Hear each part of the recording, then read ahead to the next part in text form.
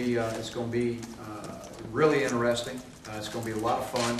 We've got, I think we counted up, we're going to probably have anywhere between 25 and 30 players playing Saturday that have never played in a college game, which ought to get extremely interesting. But again, we're going to have a lot of fun with it. They've worked really hard. They want to be really, really good.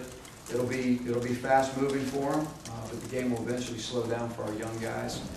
And again, we're looking for a big performance from our whole football team. So the plan is to really play the guys that we think deserve to play, whether it be early in the game or late in the game, whatever the situation calls for. The guys that have worked hard enough and deserve to play and have really earned our trust to play, we're going to put them in whenever we feel like the situation is right. So we're not holding anything back. You're going to see them on the opening kickoff. You're going to see them on the opening kickoff return, depending on which one we do. You're going to see them throughout the offense and the defense.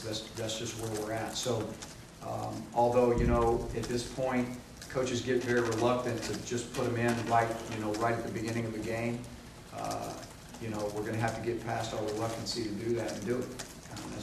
I'm just telling you, I'm excited for him. I just got a lot of confidence that he's going to go in there and be very poised. I really do. I feel like he's going to be very poised, that he's very prepared. We still have a week left. This is really practice number one, game week. You know what I mean? But I'm excited for him, and I think he's going to be. I think he'll be excited. But again, I think he's going to show a lot of poise. I think he's going to show a lot of confidence. He's got a great grasp of the offense and what the plan is already. So I think it's going to be a great day for Barrett. And again, we're going to go in and we're going to evaluate. We get done with game one, we're going to see where we're going for game two. So, there's a lot of, there's a lot of positions out there that, we're anxious to see, how they prepare and how they play in front of the 90,000. But again, I'm excited about for Barrett. I wouldn't read anything into that at all. You know how we run our offense, and Michael and Ontario, and you're going to see a lot of some of the freshmen in there. You're going to see Anthony Morgan in there. So you're going to see it again. You're going to see a lot of faces and names at tailback as well. So I wouldn't read anything into that. We've talked about it briefly, and really my words are simply this. You're Barrett Trotter. Don't try to be somebody else. He doesn't need to try to be Cam Newton. He doesn't need to try to be Chris Todd or Jason Campbell, or he needs to be Barrett Trotter. And really and truly, that's about the length of the discussion. And I think he understands it. They I just think that when teammates feel like there's young guys that can come in and have an opportunity to help them win a championship, I just feel like they're really, really embraced. And provided that they come in with some humility, which in this day and age sometimes is really hard for them to do because of how much they hear about themselves in recruiting now. If they come in with a great deal of humility and just go to work, I think the guys really embrace that. And so I think a lot of it is to the degree in which they come in. And what I found is certainly with this group that we have, with the 25 guys that we brought in, they came in with a lot of humility, even though they were highly recruited.